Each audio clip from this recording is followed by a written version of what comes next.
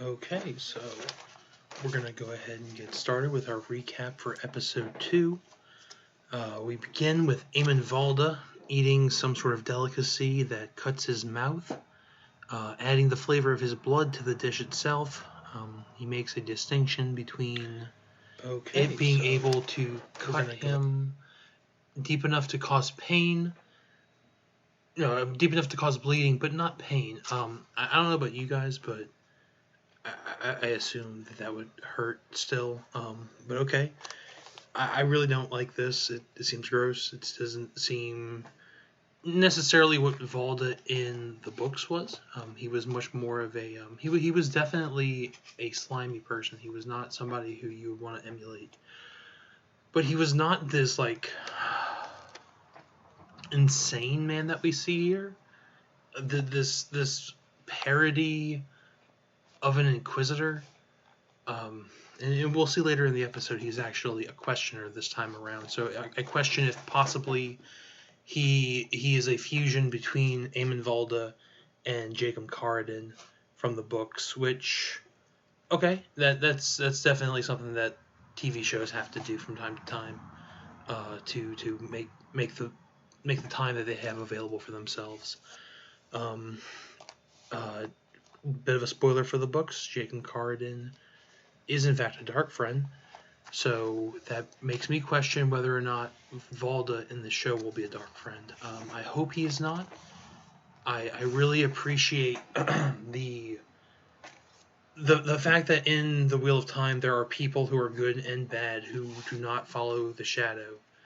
The people that follow the shadow are invariably bad, but not everyone who fights for the light is good, and not necessarily everybody who doesn't follow the shadow is going to fight for the light.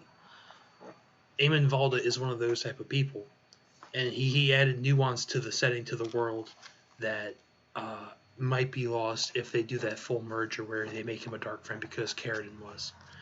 We'll see going forward. It's something interesting to keep an eye on. The other part of this scene, where he is burning an Aes Sedai at the stake. He has cut her hands off and has a number of Great Serpent Rings at his belt. Number one, the Great Serpent Rings look tacky.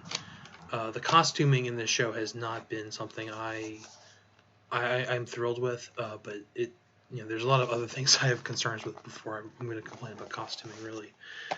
So let's talk about Aes Sedai and how channeling works for a second. When in the books, and I assume this is going to be true for this too, because I assume the nature of channeling cannot change, but they're probably going to have to make it based on some of the implications they've laid out. But in the books, the way channeling works is you are controlling that essentially with your soul, with your spirit, with your mind, however you want to conceptualize it. But as you learn the weaves, sometimes you will learn them with certain motions, and so the more complex things are easier to recall and possibly only able to be recalled due to those muscle memories. For those of you familiar with D&D, it's the different types of components to the spell, but they're not actually necessarily required, especially not for everybody. And the great thing about Wheel of Time, the way that magic system works, is it's not a strict system, right, where you have to have a spell to have an effect. You can actually just use the weave itself. You can just take a stream of fire or a stream of air and do things with it. And if you interweave air and fire and earth and water, you can produce an additional effect based on what you're doing. But the actual weave itself of fire, of air, has an effect that anyone could do if they could channel. And removing her hands would prevent her from doing those more complex weaves that require that memory, that muscle memory. Burning him to cinders with a weave of fire, she could still do that. I don't know why she isn't. The implication of all the rings on his belt is that this is something he's done before. I really highly doubt this would be possible for White Cloaks to accomplish. We'll see if there's some sort of capability they have in the show that they don't have in the books that will explain it. But from my knowledge of the setting, this does not make sense for this to be possible. So let's go ahead and move past the opening scene to the first time we get back to the Emmons fielders being led by Moraine from the Two Rivers. We get to Tarn Ferry during the flight, and the Tarn ferryman is a significantly better person in the show than he is in the books, which, you know, that's nice to see, I guess. Always good to see the Two Rivers represented with some quality human beings, you know, except for the fact Tarn Ferry is supposed to not be part of it culturally. But Moraine gets everybody across. The trolleys show up halfway across. No one has bows, thankfully. They make it to the other side. And Moraine destroys the ferry, just like in the books. You know, she has to do it. But now, because the ferryman is a good person, he wants to go back to save his son, despite the hundreds of Trollocs that are waiting on the shoreline. You know, either his son is going to see that before he gets too close and be able to avoid it, or he's going to get caught in it, and there's nothing that this old man can do. But as Moraine is sinking the ferry, the old man jumps in the water saying, it's my son's only chance. And he swims for it. And Moraine immediately stops channeling, to her credit there. But the whirlpool that she just created goes off, sinks the ferry, and drowns the man. The nature of the 3 O's would not allow her to do this. Like, she murders this man. Like, there's no, you can quibble, you can argue, you're not going to change the fact that she just murdered this dude. Like, if you took this to a court of law, she would be convicted.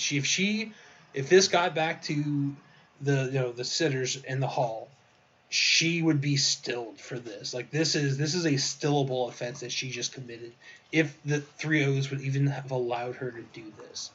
But let's say that she was able to, because she stopped channeling as soon as he got in the water. Why can't she just pull him back out with flows of air? Why can't she just push him back from the whirlpool with flows of water? She has options, and she chooses not to use them. Her justification for this later is that he threw his life away. And I really dislike the way they are portraying Moraine in the show. I didn't love her in the books. I felt like some of her choices in the earlier parts of the series kind of contribute to, I guess you would say, the distrust that Rand has for Aes Sedai.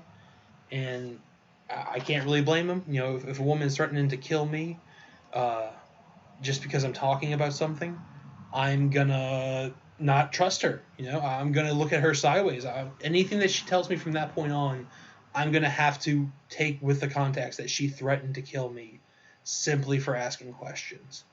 And that's not cool. Like, Moraine in the books was not somebody that I looked up to as a role model early on. Later, like, before, I don't want to get into anything too spoilery, but she does change, and I think I like Moraine a lot more as the series goes on in the books. In the show, I really don't like her. She's not. She's lost some of the things I did like about her even early on, like the story of Manetheren that she tells later on in this episode, and all that. And I feel like even those things that she kept from the books that I liked have lesser impact because of the choices that were made around them. But we'll go into that whenever we get to the Weep from Manetheren scene. So, yeah, this is murder, and she shouldn't have been able to do it. From there, we get a scene where she is healing the horses.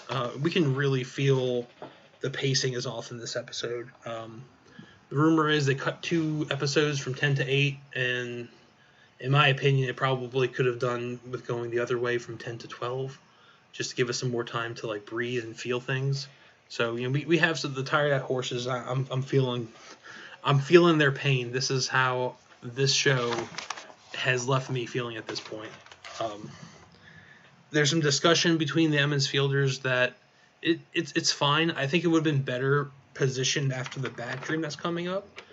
You know, it shows a amount of distrust with Moraine, but not necessarily anything inappropriate. They're just kind of discussing things amongst themselves, and then she butts in.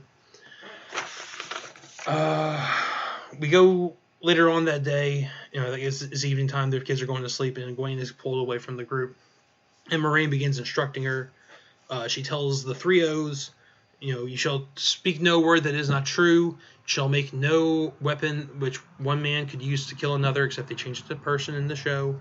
And the final one is, you shall not use the one power as a weapon except at the last extreme of the defense of your life, the life of your warder, or of that of another sister. So Egwene, obviously, objects to her killing the ferryman with this new knowledge, and I don't blame her. She's correct. Murder was done. Moraine quibbles. She explains the through the life away thing, and Egwene says, I am no Eyes to Die, when Moraine is explaining that, hey, you can channel too. This, in the show, loses the impact that it had in the book, because the Emmansfield women had a bit of a hesitance with Eyes to Die at first. Egwene a lot less so than Nynaeve, because she's adventurous. She wants this. She wants to try new things and become stronger. Her saying, I am no Eyes to Die, when the wisdoms apparently know they can channel now, this scene is any value this scene had was ruined by that sacred pool scene in the first episode.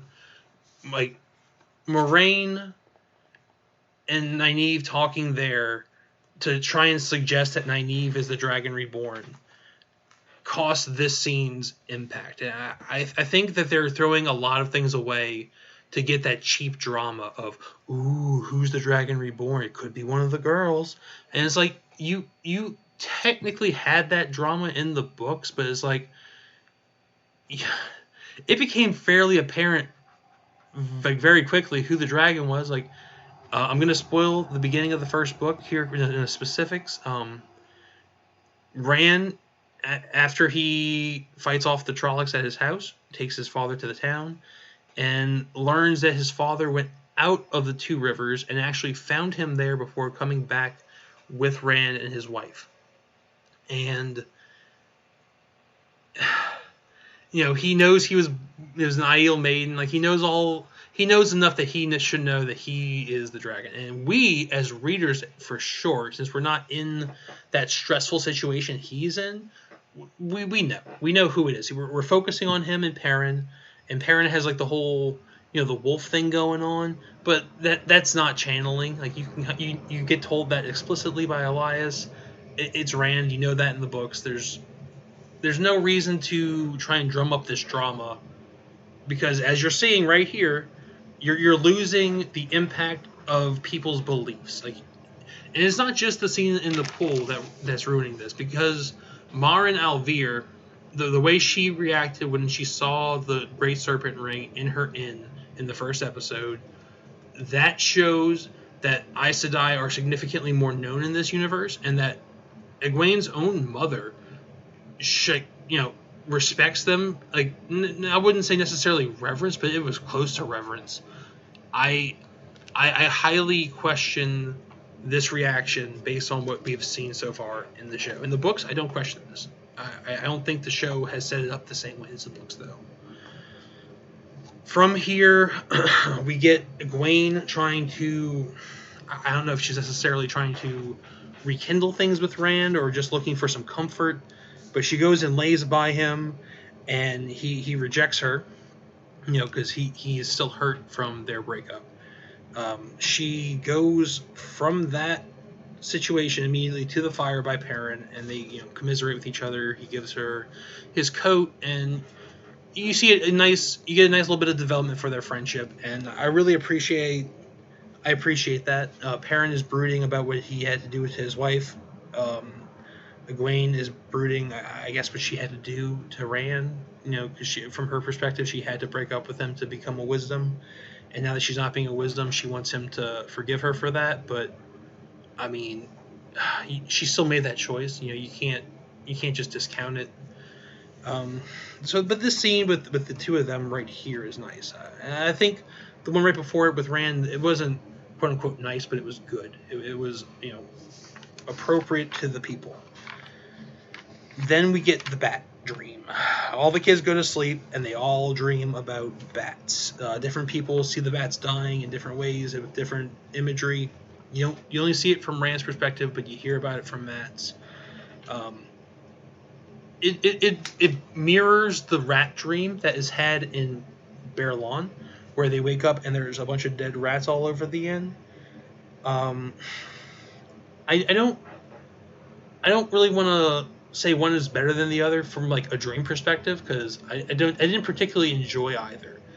Right. The response afterwards, though, I found the one in the show to be a bit terrible, because again, if they had moved the discussion had during the healing of the horses to here, then this scene would have been better, because the kids could have like had a conspiratorial moment where they confirmed with each other that they all had the same dream and it was creepy, and then from that they could either choose to go to Moraine. She could overhear them. You could do certain things with that. But the way they do it, where they just immediately are confronting her, it just feels so forced and rushed, and I don't like it. Lan waiting behind after this, where Moraine says, "Okay, do what you want," and like Lan is sitting there around the corner, assumedly to kill, or maybe he's just there to force them back onto the path to continue with them.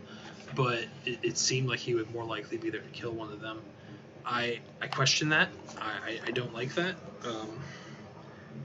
Moraine was arrogant in the books. She is significantly worse in the show, in my opinion. I don't want to hate on anybody who loves Rosamund Pike as Moraine.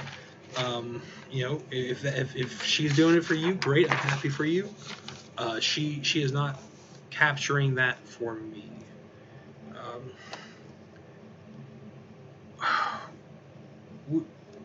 There's this bit of a strange cut as well, where directly after Lan is waiting for the kids to leave and follow Moraine, he immediately, like, from that we cut and we go straight to the next shot where he's riding up to the group, presumably coming back from a scouting mission where he finds Trollocs or whatever, and it just feels strange. Maybe he was just waiting there and the kids went by and he kept waiting, and he was just checking their back trail, and that's when he finds the Trollocs and he comes up and he says, "Hey, this is what's behind us." I feel like a scene showing that, explaining that, giving some sort of hint of that, showing that he even just showing him going from that hiding place and then like back the direction he had come earlier the day before, that would have been enough. Just 3 seconds of him going the other way. But whatever, that's fine. They didn't do that. Okay, so strap in for some blasphemy, because Jeffrey Bornhall would have been hauled in to be questioned the second he said for Moraine to go see an Aes Sedai in this next scene.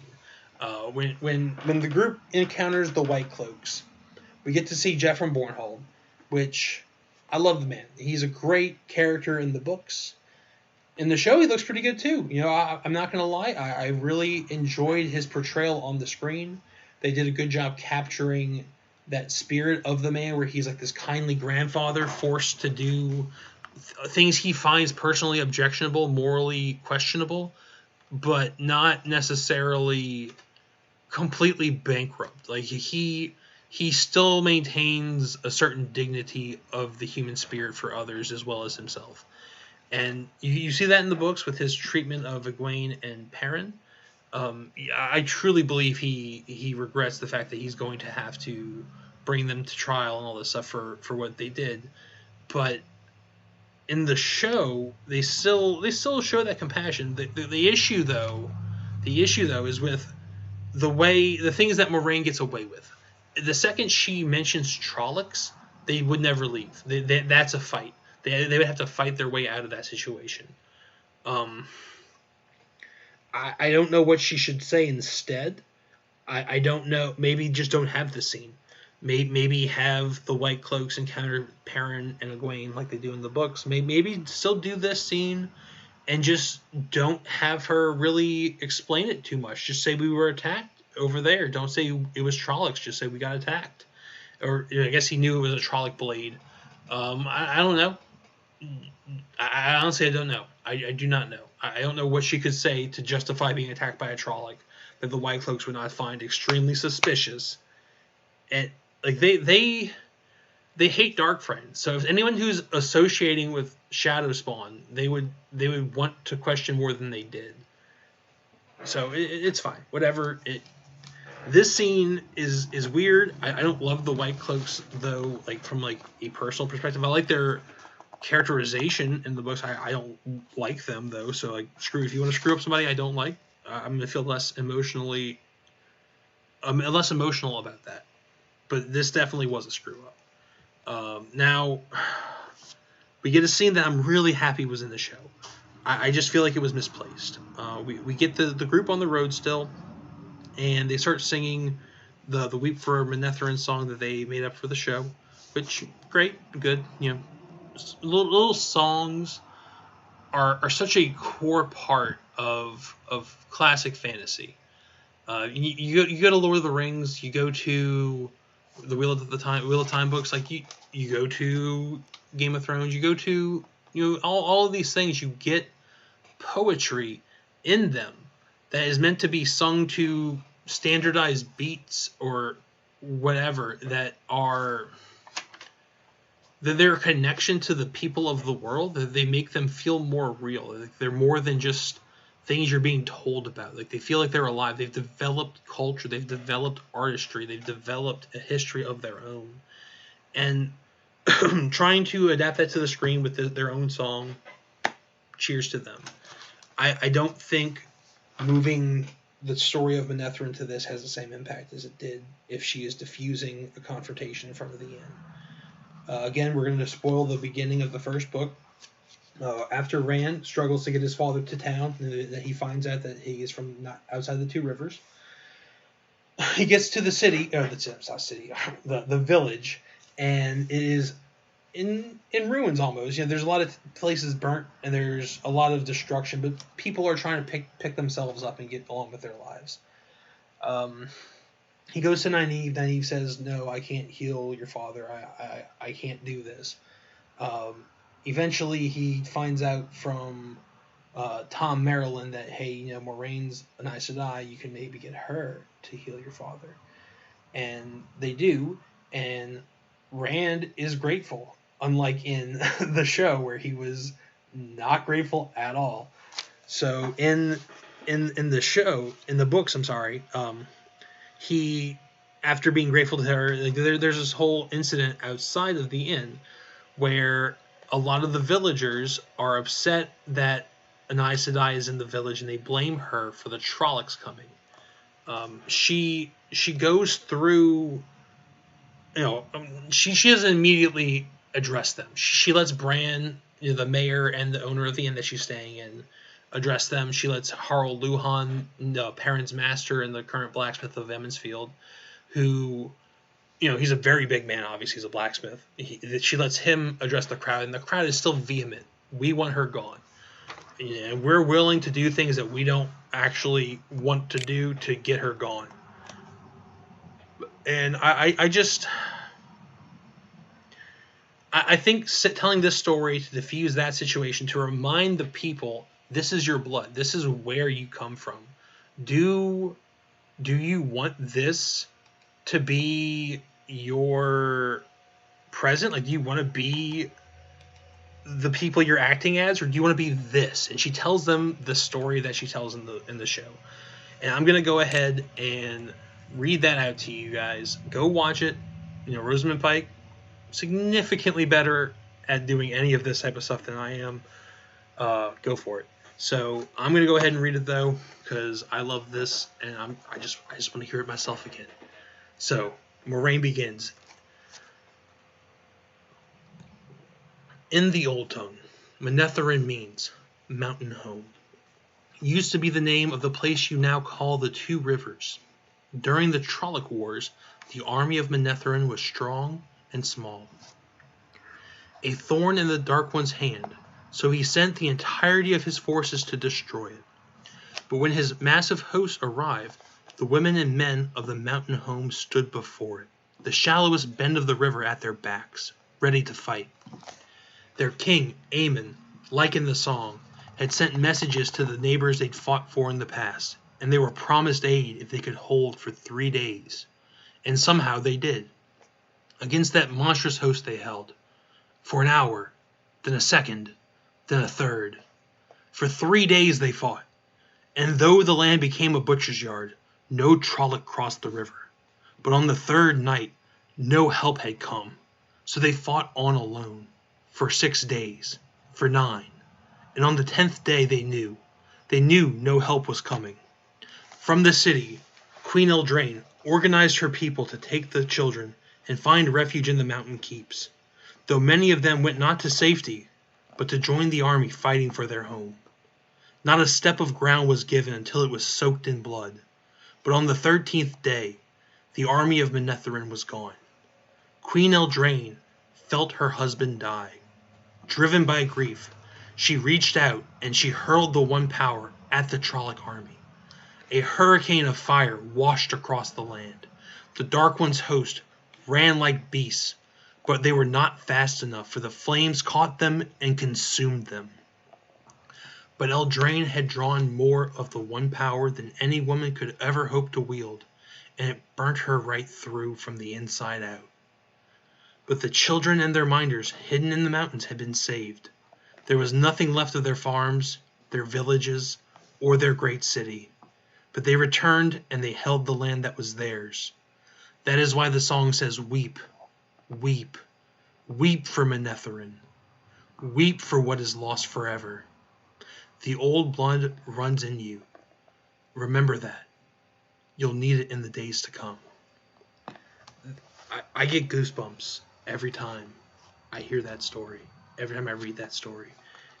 Anytime I even just think about that story, it speaks to the timeless nature of the human spirit, like how we will always resist, like we will not give up what we believe is ours for nothing, even if it costs us our lives sometimes.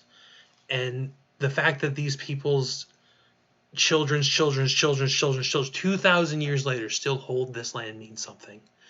And like I feel like that to me is a huge part of why I get so offended by the changes they made to the show from the books. Like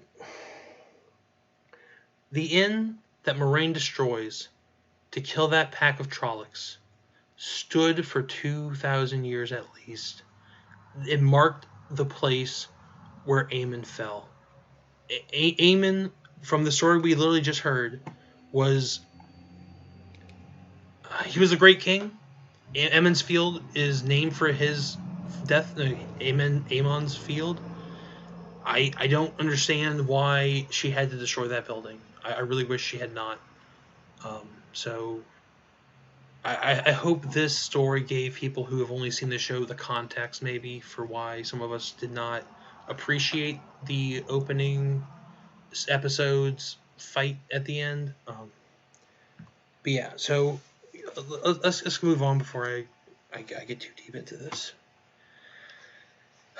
We get a bit of dialogue between Moraine and Lan that is literally just there to make it explicit that it's Lan's fault they go to Shadow Loghath. In the books, it's significantly more a decision they come to together, and I feel like this is kind of a bit more going on with the I don't want to call it a theme, but it's kind of a bit of a recurring, a bit of recursion here, that we're seeing the show go more anti-man than the books were. There was a saying in the books where it's always a man's fault, where depending on who is saying it is what it means, right? If a woman is saying it, assumedly it's always a man's fault. Well, she thinks it actually is always a man's fault. In the case of a man saying it, it's always a man's fault. He's actually saying it, almost in a sarcastic manner, where he's saying, okay, well, she thinks it's always my fault, so it's just always my fault. I don't think the show appreciates that distinction. It feels like they want us to explicitly see that it is, in fact, always a man's fault. That's why they changed the exposition in the beginning of the first episode. That's why they have this scene here, to make it very clear it's Lan's fault. And I'd have preferred if they did not do that. We get a bit of talking between Egwene and Rand, which, okay, I don't know. I feel like building the story and the characters outside of this romance is supposed to not go anywhere would have been preferable for me. Egwene asked Rand to, I just want you to not hate me, which I feel like Rand's a bigger man than me. I don't know if I could have said what he said here, where he said I could never hate you, which, I mean, I definitely understand why he feels that way. I could, I could say I felt that way, but I definitely would not be in a place emotionally this soon after a girl, dumped me for her career, essentially, to say, hey, let me pat your emotions. Let me make you feel better about what you did to me. But whatever. He is a better man than I. We get a scene with Perrin and the wolves. Obviously, they could not keep this the same as in the books. That is, you can't show all of the images that the wolves would be sending, and I think just having the disembodied voices that the books portray the communication as, it would be viewed as cheesy on screen. So I can see why they chose to go this route with it. That said, it does appear to me that the wolf licking the wound on Perrin's leg actually heals it. Now maybe I was wrong. Maybe I missed something, and like he still has that, and it just heals naturally after this. But it seems to be suggesting that his wolf powers now give him a healing factor of some sort, or that interacting with the wolves can provide healing, maybe. So we'll see where that goes. Perrin is my favorite character in the books, followed by Matt. So I can. If they just kind of ignore it, they have to obviously address him killing his wife. That has to be addressed. But if everyone just ignores the fact that he kills his wife, in the implications therein, and we just still get to see good old Perrin going forward, I'll be happy. And then, jumping forward a couple episodes, we do get to see a little bit of that. So there is hope, guys. Don't give up. So after we get those nice things, we get the resolution to the former scene where Moiraine and Lan are talking about Shadow Logoth, where Trollocs find them in the night, and Lan is forced to take the group to Iron Hall, Shadow Logoth, with Moiraine being unconscious. So making it very explicit, it's Lan's fault. It's a man's fault. And we are going to go ahead and just ignore the fact that Egwene called that horse Bella. I will not be pandered to with a name drop after you did all that. Bella is great. I love Bella. I got into an incident of road rage with someone who had a bumper sticker that said Bella is a dark friend. I rolled down my window and yelled at him for it. And I don't think that was wrong. That was appropriate. If you think ill of Bella, the Shaggy Mare, you're a bad person. So it's nice to see them put it in the show. I just would have liked it to have come before the scene where we're making it explicit that it's Lan's fault that the group gets separated. Lan gives a bit of an expo dump about the legend of Shadow Logoth, the land once called Eredhall. He tells the story of Mordeth, who comes to town and convinces the people that in order to fight the Shadow better, they had to become more ruthless than the Shadow, more distrustful. And so the city essentially eats itself alive, and they don't march to Manethren's aid. So it's kind of like a karmic tale, where the destruction of their great city comes partially because of their own decisions, and partially because of their treatment of others, and it's a nice bit of justice shown, and they kept it mostly the same. I liked it. It was fine. We go into the city itself, and we get some nice architectural shots of them, showing the buildings that they set up for this off. I think they could have trimmed some time off of that, but the actual views themselves are cool. Looks a little CGI-y, but whatever. It felt pretty Shadow Logothy to me. From this, though, we end up with the explicit warning from Lan to not touch anything. In the books, the three boys go off alone, and they run into Mordeth, and that's when the boys run back to the group. And they had not been told his name in the books, so they did not make the connection to who he was and like the implications of him trying to talk to them and like convince them to go with him to the border of the city. So in the show, Matt picks up the dagger, and that triggers Mashadar. In the books, he steals the dagger after that confrontation with Mordeth. So, whatever. Like Matt definitely brings this upon himself in both the show and the books. The descent into madness that he will, inevitably suffer by holding this corrupted blade. So Mashadar is triggered. He comes out into the street, kills a horse. The youths get separated from each other, with Perrin and Egwene running down the street in one direction, and Matt and Rand going the other. They both make it to the river on separate points, and they go across. This is a bit of a divergence from the books again. Tom Maryland, who we meet next episode in the show, has been with us from Emmons Field. He was brought in to entertain people for Winter's Night and Beltane. The two, Matt and Rand, and he end up together in the books, and they find a boat captained by Bail Domon, who is a recurring character throughout the books. You find him all over the world. It's a lot of fun to see him show up. I really enjoy Bail Domon.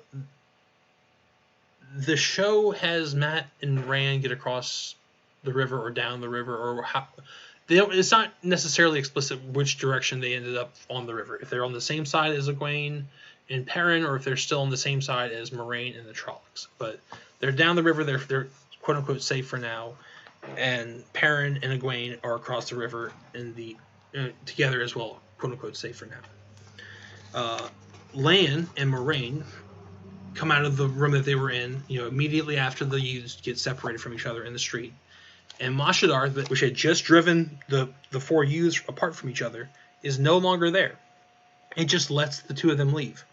It didn't kill any of the horses that were still sitting there. Some of the earlier stuff that didn't really make structural sense, you could see, okay, well, there was something cut here that would have explained it. This one, I don't know anything that could have explained why Mashadar is not blocking them into that room still, / having eaten their horses.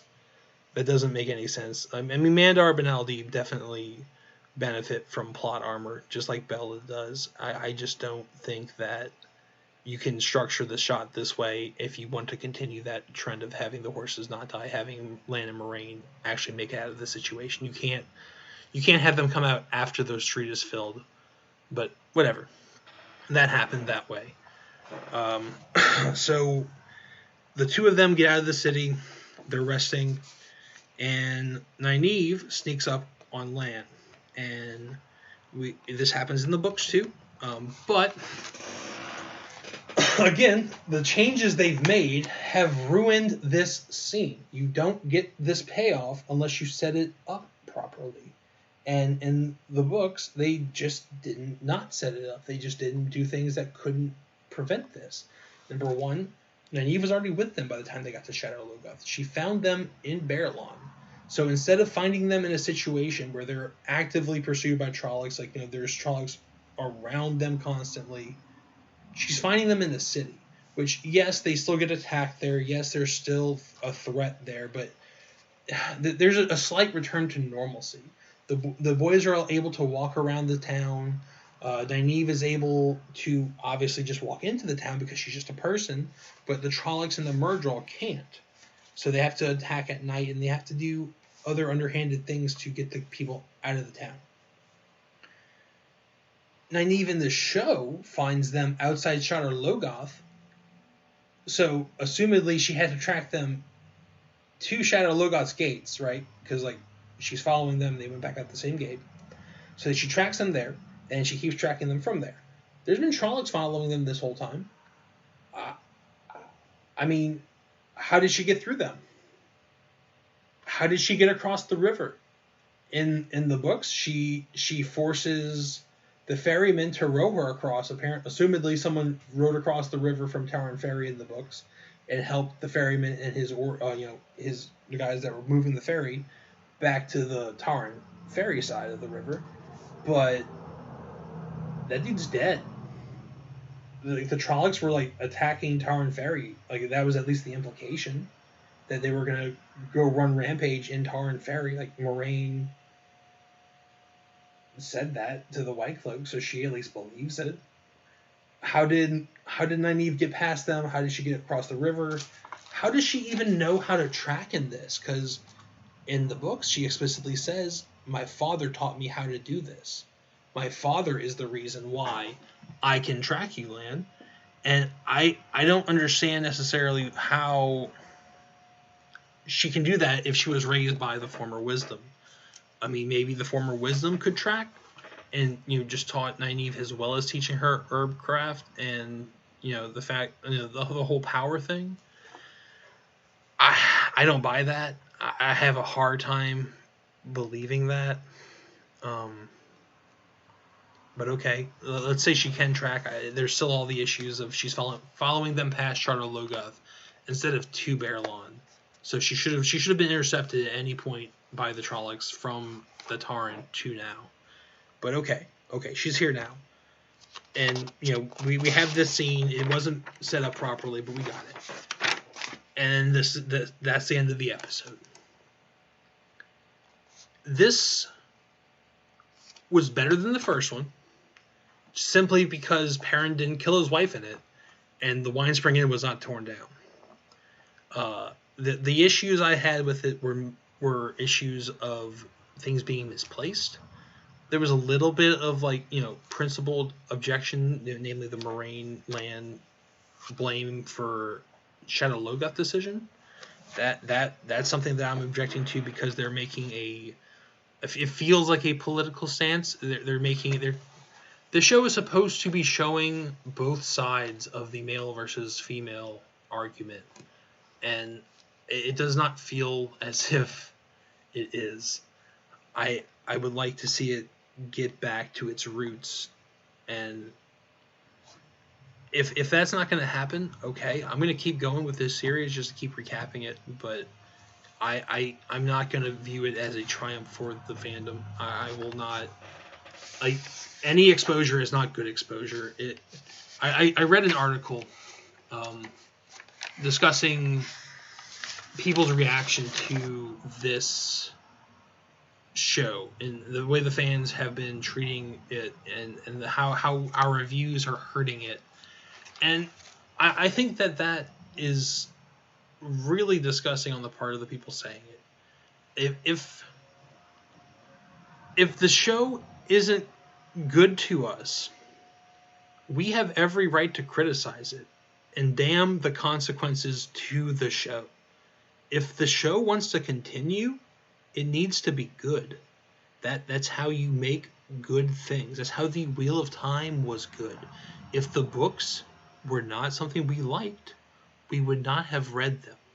We probably wouldn't have review bombed them because we wouldn't have even been aware of them.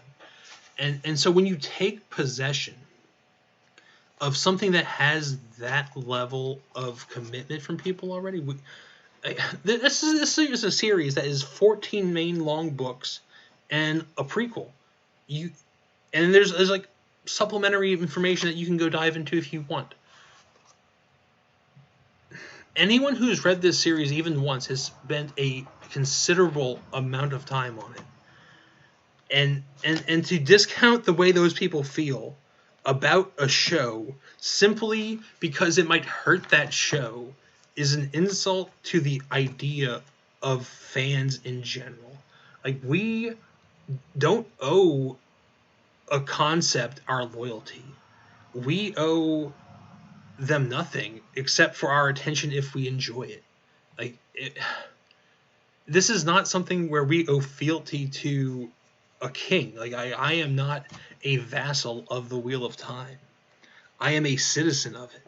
And if it does not represent my values, I have every right to speak out against it. And you do too. And if you love this show, I want to hear you speak up about it too. Because that's the only way we're going to have a fandom we can be proud of.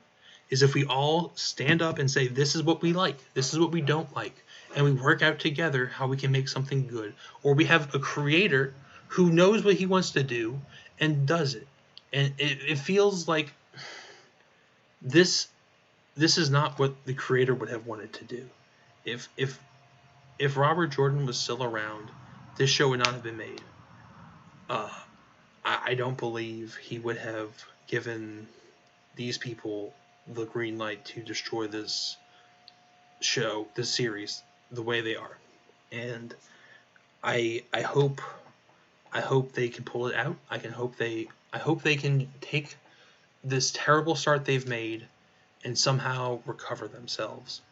I don't know. They can't fix what's already been done. All we can do is go forward from here and hope with legitimately, it's naivety at this point. We can hope with naivety that they will somehow make a show that we can enjoy. I'm gonna leave it at that, on that negative note for now. I'm sorry that we're gonna end it on a negative one, but I just want to set the tone for how I feel about this series. I don't want anybody to get it twisted. Like, this is not something that I'm enjoying at this point.